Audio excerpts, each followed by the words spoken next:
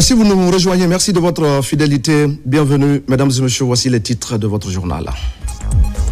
Grand moment de communion dans la commune de Kaloum. Musulmans et chrétiens se sont retrouvés autour d'une veillée de prière pour la paix et pour le chef de l'État, le président Mamadi Doumbouya. L'initiative est portée par la Fondation Générale Lansana Conté et on va en parler dès le début de ce journal. Nous allons ce soir vous raconter l'histoire de la forêt de Kakimbo dans la commune de Ratoma, une biodiversité exceptionnelle qui porte le passé de la Guinée mais qui reste très marquée par les activités de l'homme. Entre inquiétude et défi de sa protection, c'est le grand format de ce journal. La Guinée continue de briller sur la scène mondiale du tourisme. Notre pays est représenté en Espagne au Salon international La Future 2026, une occasion pour nos acteurs d'exposer les potentialités touristiques dont dispose la Guinée. Une de nos équipes est sur place. Voilà pour le sommaire. Bonsoir à tous, mesdames et messieurs. Vous êtes les bienvenus dans ce journal que nous ouvrons par deux décrets. Décret D 2026-0001 PRG-SGG mettant fin aux fonctions du Premier ministre chef du gouvernement et des autres membres du gouvernement. Le président de la République, vu la Constitution, vu la loi L 2018-025 AN du 3 juillet 2018 portant organisation générale de l'administration publique, vu le décret D 2024-044 PRG CNRD SGG du 27 février 2024 portant nomination d'un Premier ministre chef du gouvernement, vu le décret D 2024-051 PRG CNRD SGG du 5 mars 2024 portant structure du gouvernement, vu le décret D 2025-101 PRG CNRD SGG du 30 juin 2025 portant et complétant la structure du gouvernement, vu le décret D 2025-0139 PRG CNRD SGG du 29 juillet 2025 portant nomination des membres du gouvernement, vu la lettre relative à la démission du Premier ministre et des autres membres du gouvernement en date du 22 janvier 2026 décrète. Article 1er. En application des articles 80 et 85 de la Constitution, il est mis fin aux fonctions de M. Amadou Ouriba, Premier ministre, chef du gouvernement et des autres membres du gouvernement. Article 2. Le présent décret, qui abroge toute disposition antérieure contraire, prend effet à compter de la date de sa signature et sera enregistré et publié au journal officiel de la République. Conakry, le 22 janvier 2026, président Mamadi Doumbouya. Décret D 2026-0002 PRG-SGG relatif à l'expédition des affaires courantes à la suite de la fin des fonctions du Premier ministre chef du gouvernement et des autres membres du gouvernement.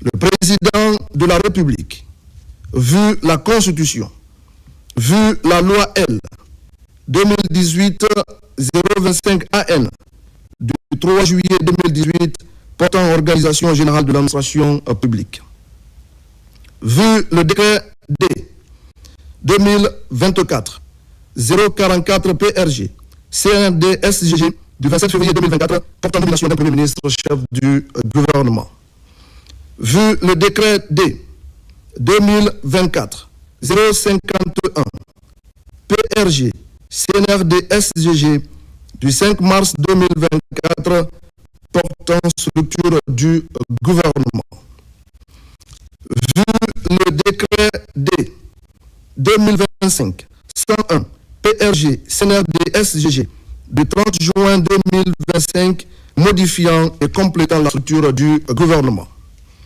vu le décret D 2025-0139 PRG CNRD SGG du 29 juillet 2025 portant nomination des membres du gouvernement, Vu le décret D 2026-001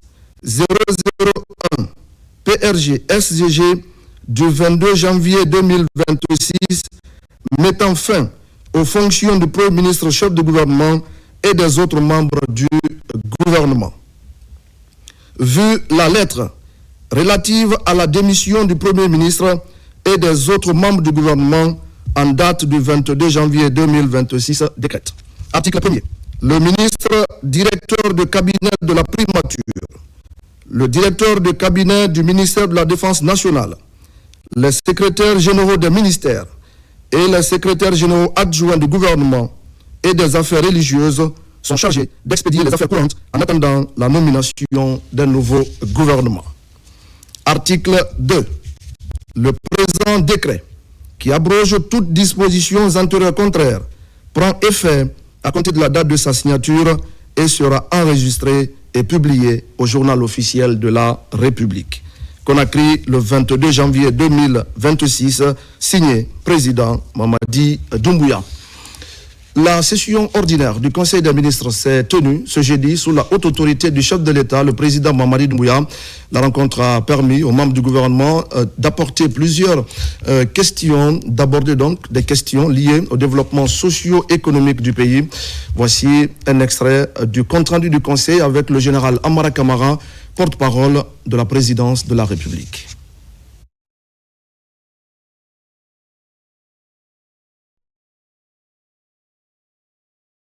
Compte rendu du Conseil des ministres du 22 janvier 2026. Le président de la République, son Excellence M. Mamadi Doumbouya, a adressé ses sincères remerciements aux chefs d'État, aux représentants d'organisations et institutions internationales qui ont honoré de leur présence la cérémonie d'investiture présidentielle qui s'est tenue le 17 janvier 2026 au stade général Lansana Conté de Nongo. Le chef de l'État a également adressé ses sincères remerciements au peuple de Guinée pour sa mobilisation massive et exemplaire lors de l'investiture. Le président de la République a accepté la démission du gouvernement qui lui a été présentée par le Premier ministre, chef du gouvernement, M. Amadou Ouriba. Il a indiqué que, conformément aux usages républicains, cette démission permet de marquer un nouveau départ après l'élection présidentielle du 28 décembre 2025, qui s'est déroulée dans le calme et dans une ambiance festive. Il a profité de l'occasion pour féliciter le Premier ministre ainsi que l'ensemble du gouvernement pour les différentes responsabilités et missions qu'ils ont exercées au service de la nation. Il a précisé que ces responsabilités sont un honneur et surtout un engagement au service du peuple de Guinée. Le chef de l'État, son Excellence M. Mamadi Doumbouya, a ensuite informé le gouvernement démissionnaire que, conformément à la Constitution de notre pays, il signera aujourd'hui 2 décrets. Le premier pour mettre fin aux fonctions du Premier ministre chef de gouvernement et celles des autres membres du gouvernement. Et le second pour charger le ministre directeur de cabinet de la primature, le directeur de cabinet du ministère de la Défense nationale, les secrétaires généraux des ministères et les secrétaires généraux adjoints du gouvernement et des affaires religieuses d'expédier les affaires courantes en attendant la nomination d'un nouveau gouvernement. Le président de la République, son Excellence M. Mamadi Doumbouya, a demandé au Premier ministre et aux ministres démissionnaires de garder leurs véhicules, leur domicile et la protection adaptée au contexte en attendant la mise en place d'un nouveau gouvernement. Il a confié à M. Amadou Ouriba la mission de faire grandir la mouvance politique, la Génération pour la modernité et le développement, GMD, pour la mise en œuvre progressive de ses composantes pour la tenue des prochaines élections, notamment législatives. Le chef de l'État a informé qu'à partir du mois prochain, il fixera la date des prochaines élections, conformément à l'article 74 du Code électoral. Enfin, le président de la République a invité le Conseil national de la transition de bien vouloir accélérer l'élaboration et l'adoption des autres lois organiques restantes pour assurer le fonctionnement normal des institutions et de l'État.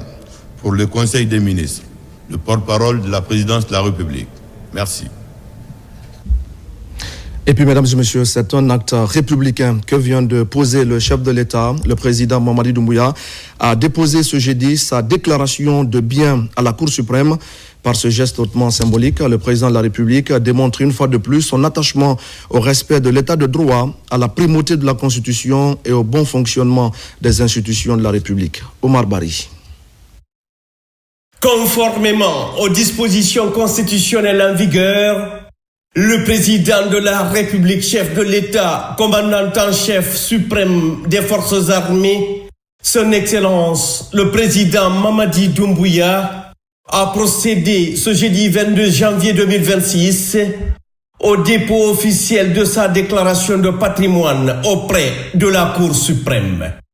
Cet acte intervient après son investiture régulière le 17 janvier 2026 et s'inscrit strictement dans le respect de l'article 60 de la Constitution qui impose au président de la République l'obligation de déclarer ses biens dans un délai institutionnel de 10 jours après son entrée en fonction.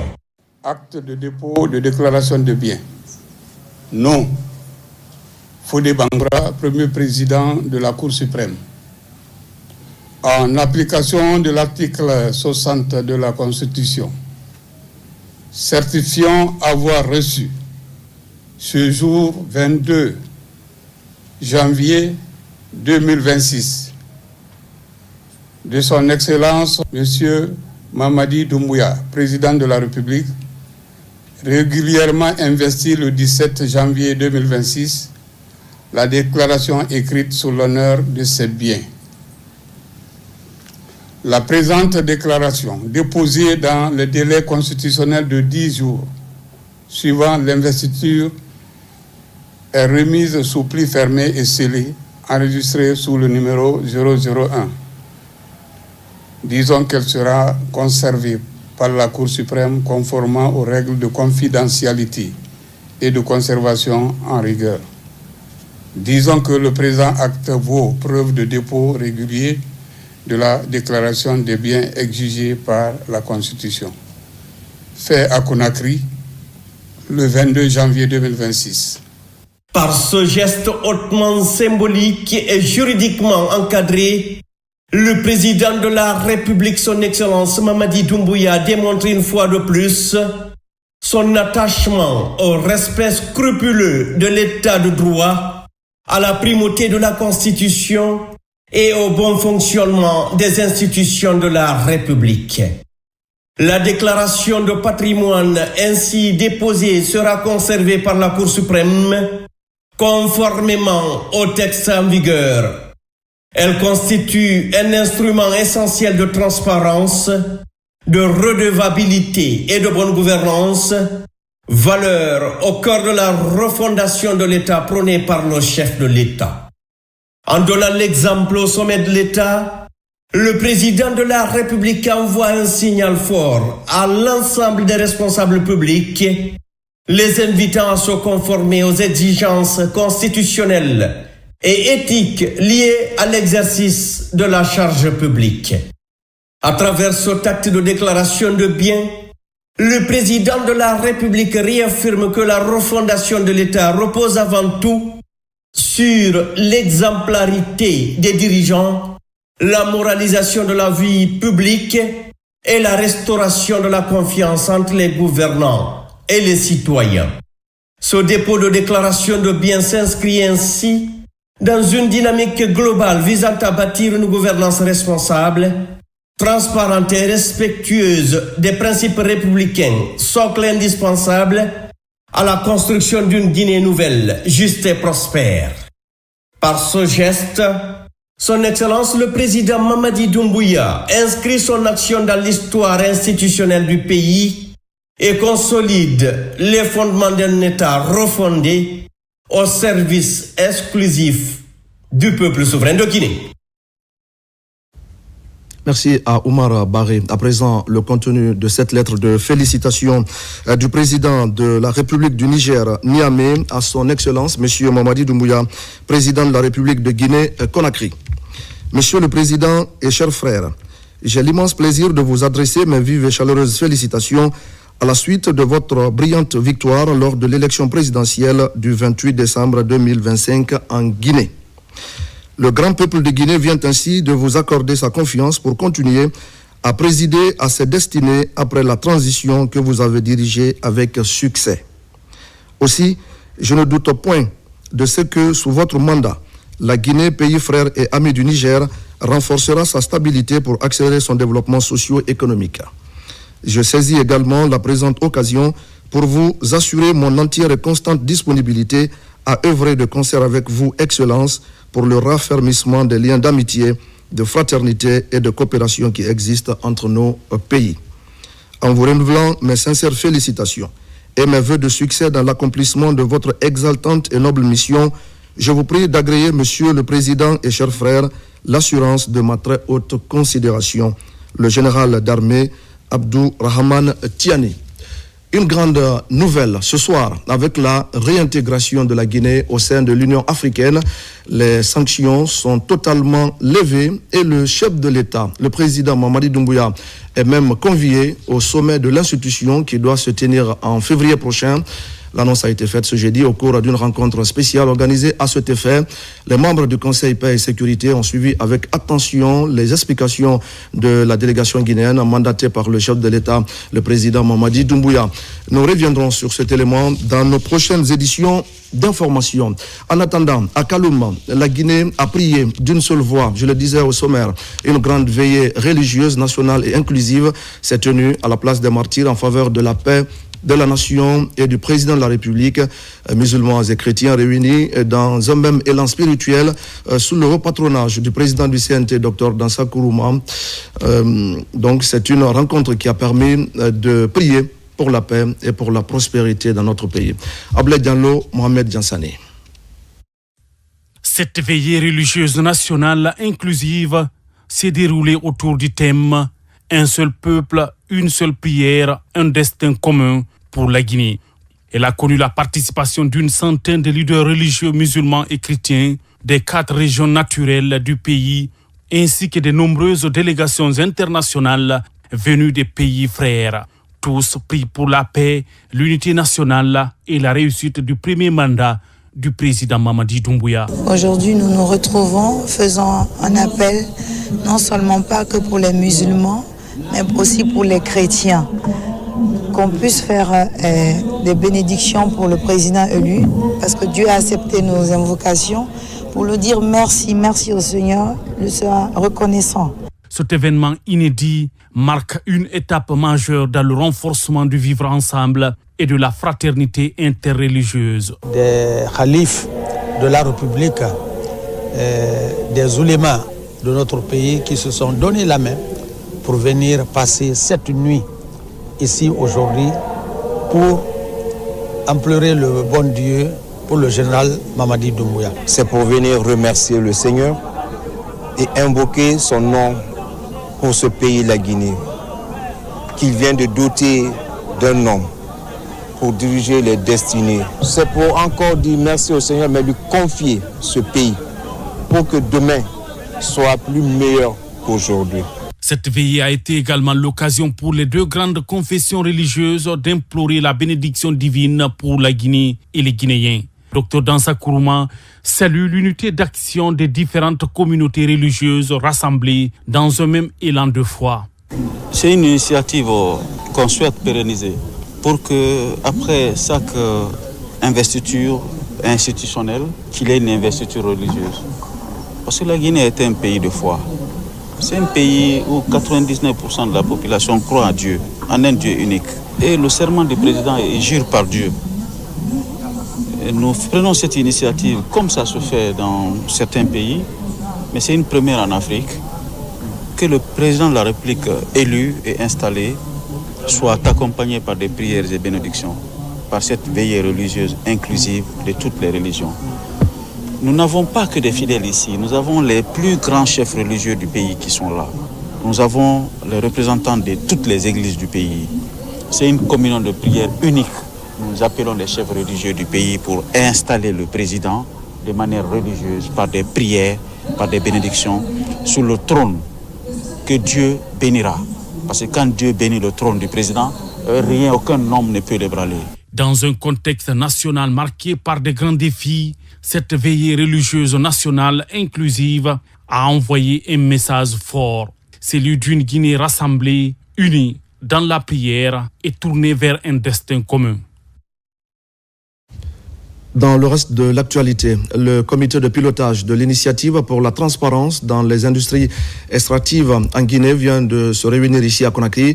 Au cœur des échanges, la mission de dissémination du rapport ITIE à l'intérieur du pays.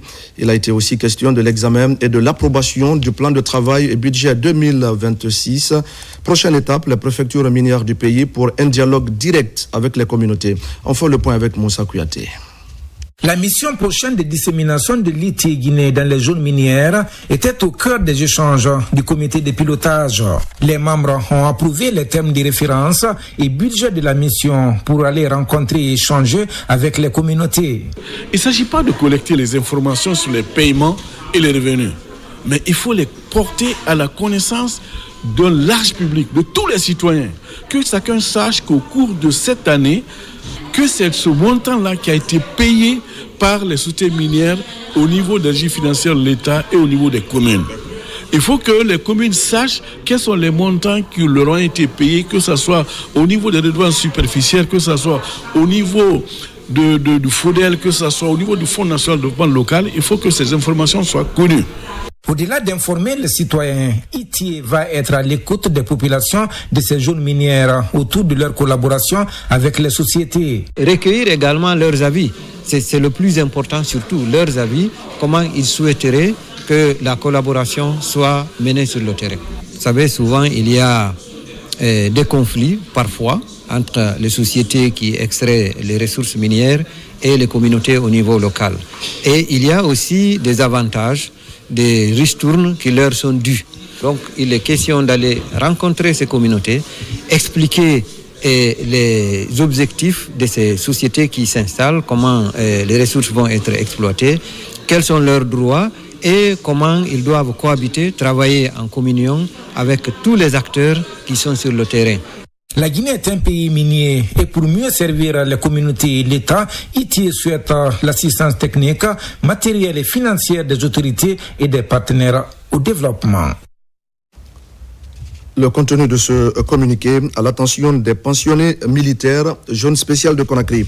La Direction générale des pensions militaires et anciens combattants informe l'ensemble des pensionnés militaires relevant de la zone spéciale de Conakry qu'il sera procédé dans le cadre de la mise en œuvre du processus de bancarisation des pensions à la création des comptes bancaires au profit des pensionnés. À cet effet, les pensionnés concernés sont invités à se rendre à compter du vendredi 23 janvier 2026 dans leur centre de payerie respectif en vue de l'ouverture des comptes dans l'une des banques de leur choix parmi les banques retenues par la DGPMAC. Les pensionnés sont priés de se munir des pièces suivantes: pièce d'identité en cours de validité, certificat de résidence, 4 photos d'identité, le dernier bulletin de paye. La DGPMAC compte sur la bonne compréhension et la collaboration de tous. Pour les pensionnés militaires de l'intérieur du pays, un programme leur sera communiqué ultérieurement. Faite à Conakry le 22 janvier 2026, la directrice générale de brigade Fatoumata Yari Silla, grand officier de l'Ordre national du mérite. À Boké, la justice veut changer de rythme. À peine installé, le nouveau procureur de la République après le tribunal de première instance s'attaque au dossier en souffrance En prélude aux audiences foraines annoncées, il promet une action placée sous le sceau de la rigueur et de l'efficacité. C'est un reportage de Nabi Kamara. Quelques mois seulement après sa prise de fonction, le nouveau procureur du tribunal de première instance de Bokeh s'attaque aux dossiers en souffrance.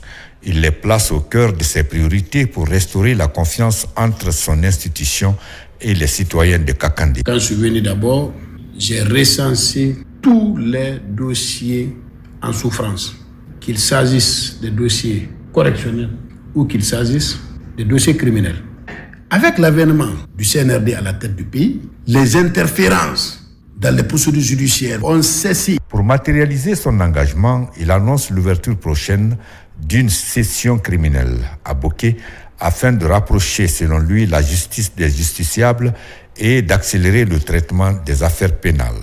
Dans un proche avenir, je compte ouvrir la session criminelle à Bokeh.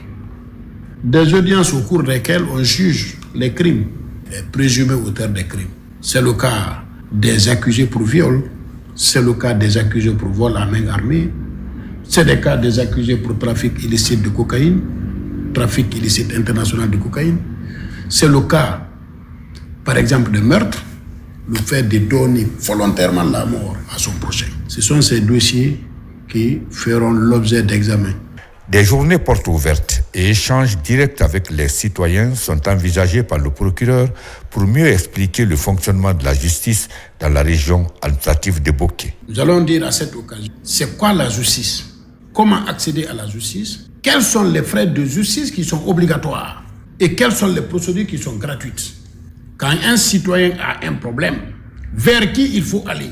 Enfin, un projet de rencontre entre officiers de police judiciaire, parquet et avocats pour renforcer la coordination au sein de la chaîne pénale figure en bonne place au programme du procureur du tribunal de première instance de Bokeh.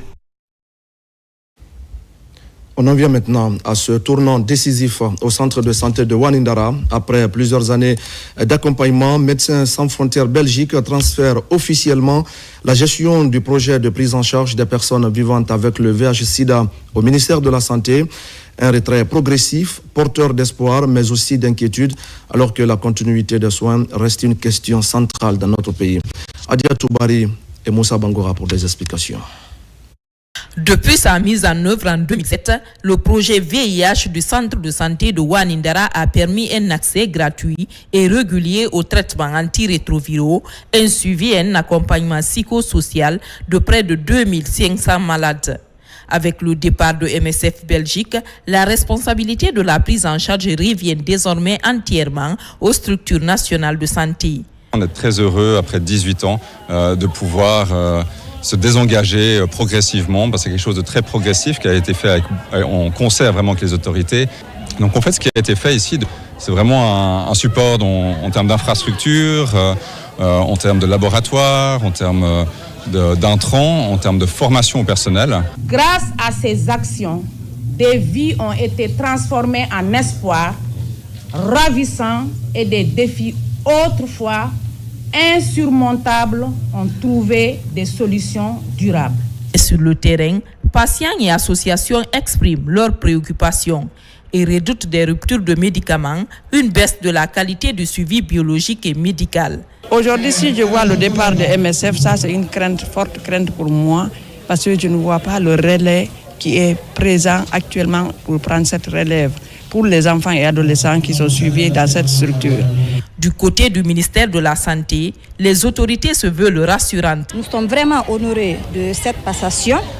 Nous voyons que le centre de santé de Wanindara passe à une nouvelle ère. Nous continuerons à faire la dispensation des médicaments. Nous garantissons également le suivi des patients en leur offrant des soins de bonne qualité. Ce transfert marque ainsi une étape décisive dans la nationalisation de la lutte contre le VIH-Sida en Guinée. Un processus qui nécessite des moyens suffisants et un suivi constant afin d'éviter tout recul dans la prise en charge des personnes vivant avec le VIH en Guinée.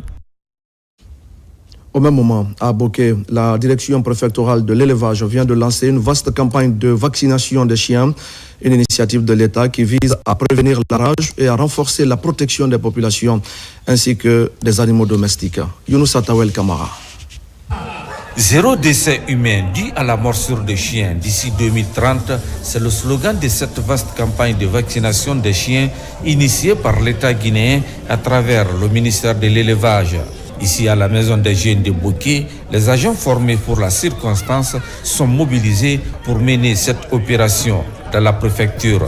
À travers cette campagne, il s'agit donc de protéger le cheptel contre la maladie fort et impacté économique, améliorer la productivité animale et les revenus des éleveurs. La rage étant une maladie mortelle, cette initiative a été mise en place pour vraiment veiller sur la santé publique. La préfecture de Boké a eu l'honneur de recevoir 10 000 doses de vaccins pour pouvoir éradiquer cette maladie au sein de cette préfecture. Cette journée est mise à profit par les propriétaires des chiens de la commune urbaine de Boké pour venir librement faire vacciner leurs fidèles animaux de compagnie. Un chien non vacciné, c'est des vies qui sont en danger. Donc c'est pourquoi on a des enfants à la maison. Pour protéger la vie des personnes, je suis obligé de vacciner mon chien. Les chefs de quartier, les citoyens, les chefs de secteur, c'est de les inviter à respecter cette campagne de vaccination, à sortir tous les chiens, errants ou pas, qui soient vaccinés contre la rage. Parce que la rage est une maladie qui se transmet à l'homme. Comme dirait l'autre, mieux vaut prévenir que guérir. C'est en cela que cette vaste campagne de vaccination revêt toute son importance pour ces animaux domestiques. Merci à Younoussa Tawel Kamara. On va parler maintenant, mesdames et messieurs, de l'autosuffisance alimentaire. Le comité de pilotage de l'unité de gestion de la chaîne de valeur du riz vient de tenir sa 6e session ordinaire ici à Conakry. L'objectif est d'évaluer les activités réalisées, de faire le point sur celles en cours et de renforcer la coordination des acteurs engagés dans le développement de la filière rizicole pour l'année 2026. Les détails avec Nabila Moussa Kamara.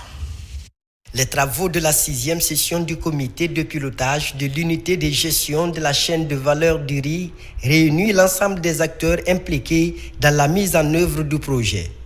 Cette rencontre permet de dresser le bilan des avancées enregistrées et d'évaluer l'état d'exécution des activités du projet de développement de la filière riz. Cette session nous permettra de procéder à une relecture objective, critique et concertée du programme de travail et budget annuel pour la période de janvier à décembre 2026. L'objectif est d'apporter les amendements nécessaires et d'identifier les obstacles potentiels à sa mise en œuvre afin de formuler des recommandations idoines. Face aux enjeux de la sécurité alimentaire en Guinée, le gouvernement guinéen, avec l'appui de ses partenaires techniques et financiers, réaffirme son ambition de renforcer la production rizicole nationale. Les grandes orientations du projet sont présentées aux participants au cours de cette session. Au nom de Madame la ministre de l'Agriculture, de remercier la Banque islamique de développement et la Banque arabe pour le développement économique en Afrique, qui sont deux de nos partenaires hautement stratégiques sur lesquels nous pouvons toujours compter pour la formulation et le financement d'importants projets comme le PDCR et surtout dans l'accompagnement de notre pays vers un véritable développement socio-économique conformément à la vision du président de la République, son Excellence le président Mamadi Doumbouya. On a bénéficié des formations des producteurs sémenciers cette année. On a aussi bénéficié de certains matériels agricoles sur le terrain pour la réalisation des travaux, surtout au niveau de la transformation de la production. Pour atteindre l'autosuffisance alimentaire, le comité de pilotage définit les mécanismes devant encadrer la mise en œuvre des activités prévues pour l'année 2026. À l'issue des travaux, des recommandations sont formulées afin d'identifier des solutions durables pour accélérer le développement de la production du riz en Guinée. Cet autre communiqué qui nous émane de la Chambre de commerce, d'industrie et d'artisanat de Guinée. La SIAG salue les efforts du gouvernement et de la Direction générale du port autonome de Conakry pour les mesures prises depuis le 10 décembre 2025 dans le cadre de la fluidité des opérations logistiques et la lutte contre la congestion de la plateforme portuaire.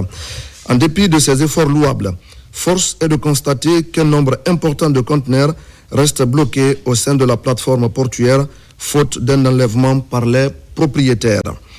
Préoccupée pour une grande fluidité des opérations portuaires, la SIAG lance un appel pressant à l'ensemble des opérateurs économiques détenteurs de conteneurs en souffrance au port autonome de Conakry afin de prendre toutes les dispositions nécessaires pour leur sortie avant le 31 janvier 2026, délai de rigueur.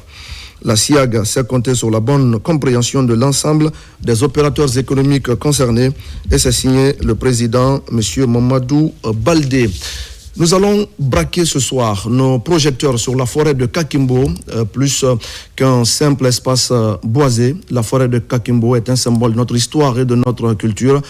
Exploitation abusive, urbanisation galopante, elle se trouve malheureusement menacée par l'activité de l'homme et par le changement de climat, des effets qui inquiètent et qui appellent aujourd'hui à notre responsabilité collective. C'est le grand format de ce journal avec Noumousso Diakité. Ici, nous sommes dans la forêt de Kakimbo, située dans la commune de Ratoma. Elle s'étend de Ratoma Centre jusqu'à une partie de Hamdallah en passant par Kipé.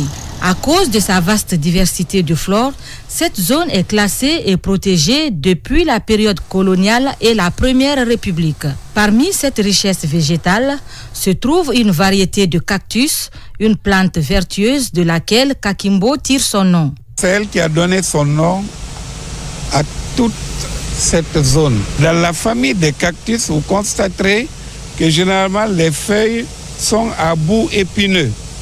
Mais sauf que nos cactus de Kakimbo n'ont pas de bout épineux. Ça, c'est le baga ancien qui dit Kakimbo. Le Soussou va vous dire Kaki. Mais à l'époque, c'est le baga qu'on parlait dans cette zone. On dirait que c'est une plante protectrice. Les gens aimaient se laver avec pour guérir des maladies. Mais il y a des scientifiques qui ont étudié le cactus, dégagé à la fois l'importance scientifique, mais aussi médicinale et même économique. À l'intérieur de cette forêt, on peut voir de grosses pierres superposées, des sources d'eau et des grottes. Des hommes ont vécu sur ce site depuis le néolithique. La découverte des malles, des ustensiles de cuisine et autres objets en pierre polie en est la parfaite illustration. Toute une légende entoure ce site. Du point de vue scientifique, c'est un site qui est classé comme site préhistorique par les premiers explorateurs, puisqu'ils ont découvert des objets en pierre polie. Sur le plan mystique, il y avait des offrandes jusqu'aux années 62, 63. C'est une zone qui était protégée. Pour nous qui avons vécu un petit bout du temps de cette protection traditionnelle, quand je vois ce tas d'immondices à côté des chutes, ça fait verser des larmes. Parce qu'à l'époque, c'était un lieu extrêmement propre. On disait, si vous déposez une ordure, ça va vous porter malheur. Ce site historique se dégrade progressivement à cause des actions anthropiques. Ces sources d'eau se dénombraient à 100, mais de nos jours, il n'en reste que moins de 5. Celles-ci servent d'ailleurs de station de pompage d'eau à certaines entreprises. Même les chutes d'eau y ont disparu et les eaux stagnantes sont polluées. L'environnement est complètement détruit avec l'installation de l'abattoir qui est à côté.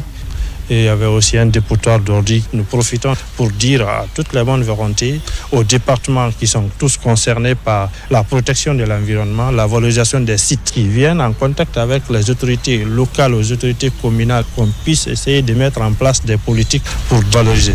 La forêt Kakimbo est un véritable patrimoine historique qui abrite une partie de notre identité culturelle. La conservation et la valorisation de cet héritage pourrait être une autre source de revenus pour la Guinée. Merci à Noumousso Diakité et à toute son équipe pour le grand format de ce soir. Célébration de la Journée internationale des migrants en Guinée. En raison du calendrier électoral, la commémoration a été reportée au 21 janvier 2026. À cette occasion, le réseau syndical de migration en Guinée a exposé les difficultés rencontrées par de nombreux migrants à l'étranger. La structure salue par ailleurs l'engagement du gouvernement guinéen en faveur du respect de leurs droits fondamentaux.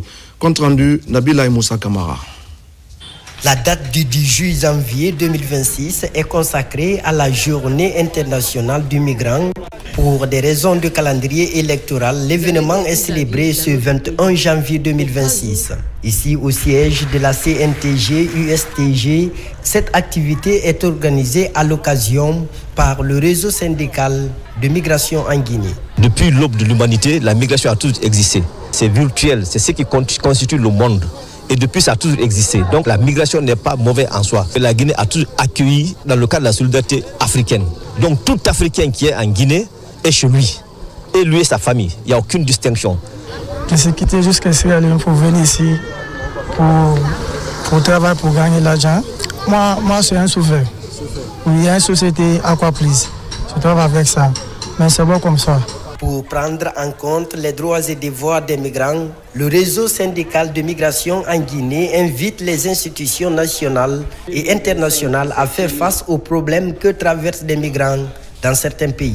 La migration internationale est aujourd'hui motivée par la recherche du bien-être. Il est fort regrettable de constater que certains pays africains, notamment ceux du Maghreb et de l'Afrique du Sud, maltraitant les migrants et des fois même procèdent au trafic d'êtres humains. C'est pourquoi le réseau syndical de migration de la Guinée demande au gouvernement guinéen, à travers le ministère des Affaires étrangères et des Guinéens de l'étranger, à lancer un appel solennel à tous les États membres de l'Union africaine UA afin de pouvoir observer certaines recommandations. Pour une gestion saine et humaine de la migration dans le monde, le réseau syndical de migration en Guinée œuvre pour renforcer la culture et d'assistance aux personnes en difficulté.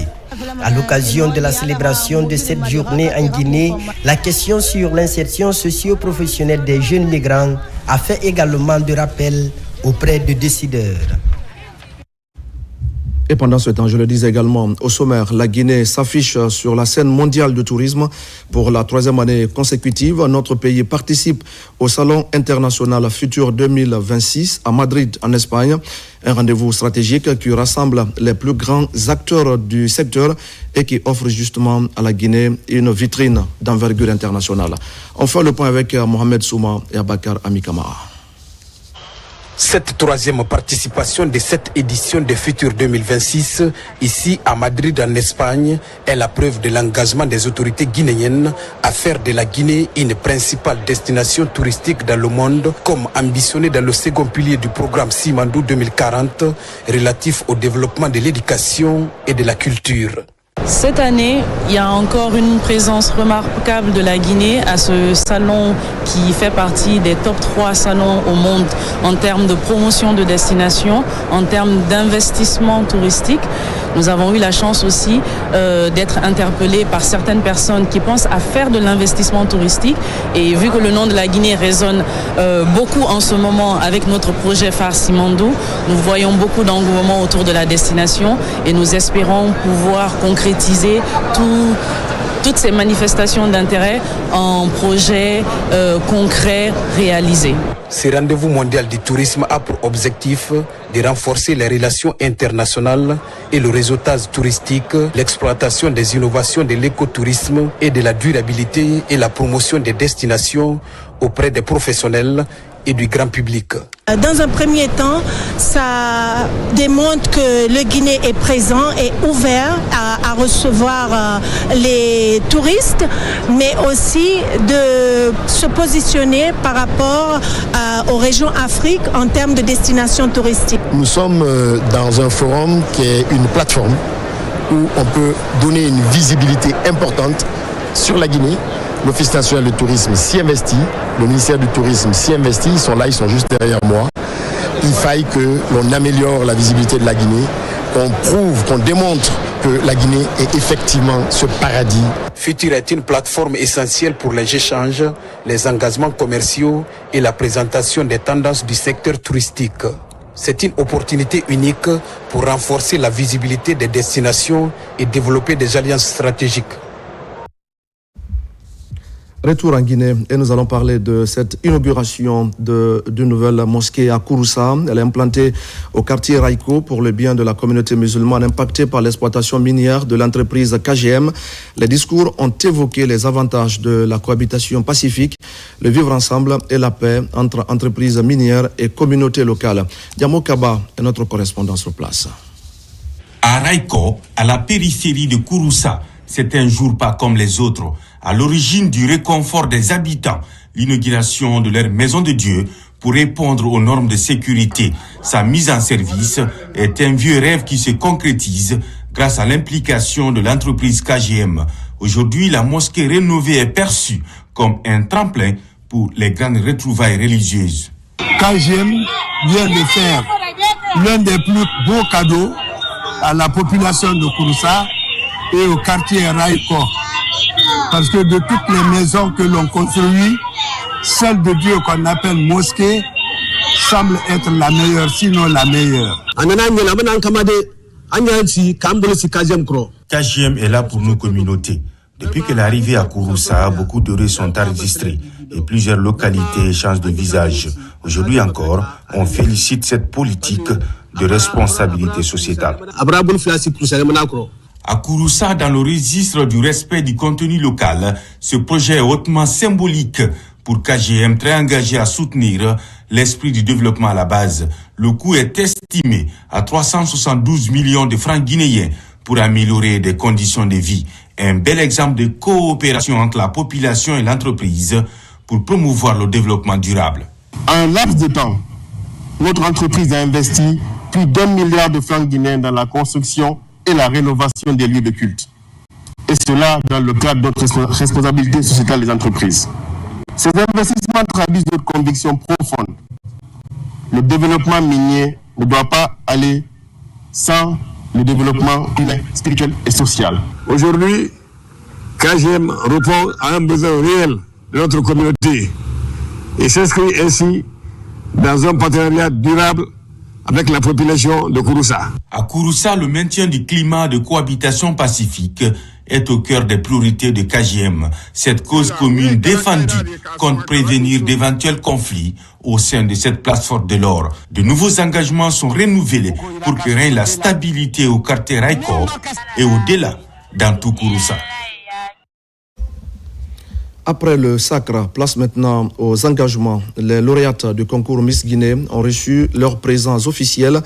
Matoma Kondé, Miss Guinée 2026, accompagnée de ses dauphines, a bénéficié des dons promis par le Comisgui, une initiative destinée à soutenir la mise en œuvre des projets sociaux et culturels au service des communautés. Mohamed Bangoura et Ablé Diallo. Élue Miss Guinée le 13 décembre dernier, Matoma Kondé reçoit des cadeaux qui symbolisent son nouveau statut. Cette remise marque une étape importante pour son règne, matérialisant son engagement ainsi que la confiance placée en elle. Les précieux sésames sont composés de véhicules, d'une résidence durant son mandat, d'une bourse d'études, d'une enveloppe de 300 millions de francs guinéens et plusieurs autres avantages. Je suis très contente. Aujourd'hui, j'ai reçu tous mes cadeaux. Et je ne peux que dire merci au Comisgui et aux donateurs. Et après, comme dans l'engagement, c'est de représenter la Guinée et porter haut avec fierté nos couleurs de drapeau. À travers ce geste, le Comisgui et ses partenaires réaffirment leur volonté d'accompagner la Miss et ses dauphines dans l'exercice de leur mission en leur offrant un cadre de travail adéquat. Sa mission pendant 1 an va servir la Guinée, servir le branding Guinée et puis faire la promotion de la jeune femme. Je dirais merci au PDG Kerfalla Camara qui a bien voulu nous soutenir parce qu'il croit à l'excellence, il croit que la Miss ou ses dauphines doivent être dans un environnement sain. C'est une fierté parce que la culture aujourd'hui est en haut niveau Et cette vision, c'est une vision claire du président de la République, son Excellence Mamadi Doumbouya, qui a tenu à ce que la culture soit au deuxième pilier du programme Simandou 2040. Aujourd'hui, ces dames sont des ambassadrices de la Guinée. Elles représentent l'espoir. Autre innovation de cette édition Miss Guinée 2025, c'est l'octroi de véhicules à chacune des 2 dauphines. Les bénéficiaires auront pour rôle de promouvoir la richesse culturelle de la Guinée à travers leur image et leurs actions. Et puis c'est la culture guinéenne qui est remise encore une fois sous les projecteurs. La 2e édition de l'émission Parade sur scène de la télévision nationale se tiendra le samedi 24 janvier prochain ici à Conakry. Au cours d'une conférence de presse, les organisateurs ont parlé des préparatifs et de la portée de cet événement dédié à la célébration et à la récompense des meilleurs clips de l'année. Mounir Bari. L'émission Parade sur scène pour sa 2e édition entend apporter des innovations cette année. Cet événement tiré de l'émission Parade de la télévision nationale contribue au divertissement, à la valorisation culturelle et artistique. La 2e édition se tiendra le 24 janvier prochain dans un réceptif hôtelier de la place en présence de plusieurs artistes qui vont prester en communion avec le public mélomane de la musique guinéenne. Prendre les rênes de cette émission, il fallait faire une innovation, il fallait penser pour apporter la touche que j'appelle à la mica. Donc on a pensé Parade sur scène. Au lieu de vous proposer en fin d'année le format traditionnel, on a dit de ramener l'émission Parade sur scène avec les artistes en live, mais pas qu'une célébration artistique. On a pensé aussi à récompenser les clips diffusés dans l'émission Parade. Il y a eu des critères comme la valorisation identitaire et l'éducation, même les tenues vestimentaires ont été prises en compte. Et la valorisation et de la tradition culturelle et de la mode culturelle, tout est mis là-dedans pour justifier la musique guinéenne propre. Pour cette 2e édition, Amicaes Communication, en collaboration avec l'émission Parade de la télévision nationale, a mis la barre très haut avec une panoplie d'innovations. 12 clips sont en lice et les meilleurs seront récompensés sous le regard d'un collège de membres du jury expérimentés en la matière. Nous sommes engagés dans une réforme complète aussi dans l'accompagnement des émissions, mais des initiatives qui vont dans le sens de promouvoir notre patrimoine culturel. Je suis très contente d'être parmi les artistes invités.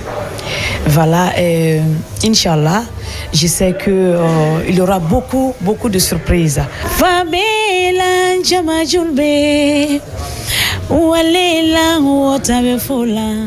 À cette occasion, artistes, journalistes et animateurs culturels et autres acteurs de la culture guinéenne seront au rendez-vous pour écrire une nouvelle page de l'histoire de l'événement Parade sur scène de la télévision nationale.